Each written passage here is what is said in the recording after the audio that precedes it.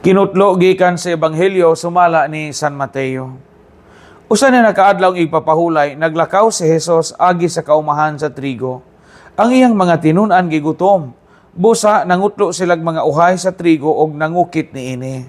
Sa pagkakita nini sa mga Pariseo miingon sila kang Jesus, "Tanawa ra, supak sa atong balaod ngang imong mga tinun-an maghimo niini sa adlaw igpapahulay." Si Jesus mitubag, "Wala ba day kamo makabasa sa gibuhat ni David, sa diyang gigutom siya og ang iyang mga kauban? Miadto siya sa balay sa Dios og mikaon siya ug ang iyang mga kauban sa pan nga gihalad ngadto sa Dios. Bisag supak sa balaod nga nangaon sila ni atong pan, kaya mga pari man lamang ang gitugutan sa pagkaon niini.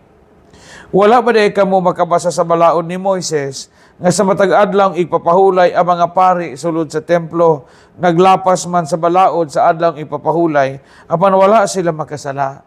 Sultihan ko kamo nga dinhi anay labaw pa kay sa templo. Kung kamo nakasabot pa lamang sa kahulugan nining bahina sa kasulatan nga nagaingon, dili ako gustog mga halad nga mananap, kung dili kaluoy, dili unta ninyo pagkasad-on ang mga tao nga walay sala. Kay ang anak sa tao mao ang magbubuot sa ngayang buhaton sa adlaw igpapahulay." Ang Ebanghelyo sa Ginoo. Malipay yung adlaw nga Biyernes kaninyong tanan, Hulyo 17. Tingali kamo nga si tanaw og program, labi na program sa mga fiesta, program sa mga anniversary sa barangay, na uso sa pipila ka mga kapanahunan, ninimiaging kapanahunan, kanang gitawag og dublikara.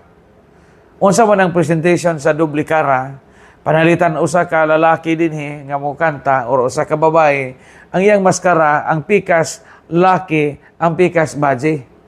Mga inig kanta niya, mo kanta siya, ari dinhi og babae ang tuno sa kanta mo, ingana iyang naong kay taas iyang buhok, inig bali na po niya pikas laki.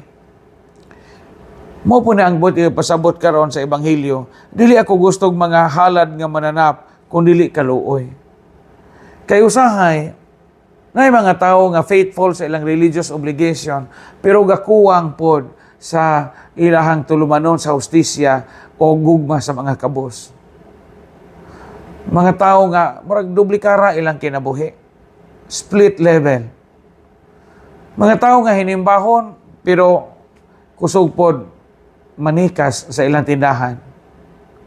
Mga tao nga kusog magpamisa, di pod muhatag og tarong nga sweldo sa ilang empleyado o sa ilahang mga sinuhulan. Mga tao nga daghan o gisudlan o nagalaylain nga mga religious organizations, apil tanan, lain-lain uniform, lain naghabit, inikuli sa ilaw, wapo silingan.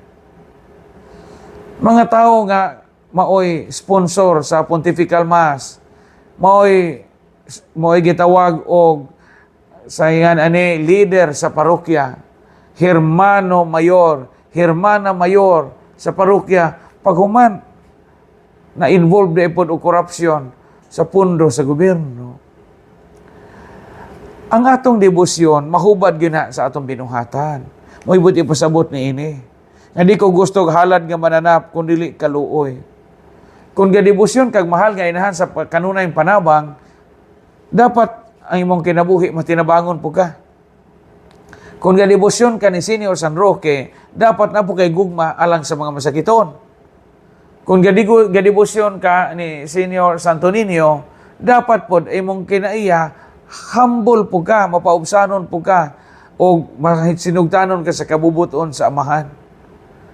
Importante ang gitawag og aksyon.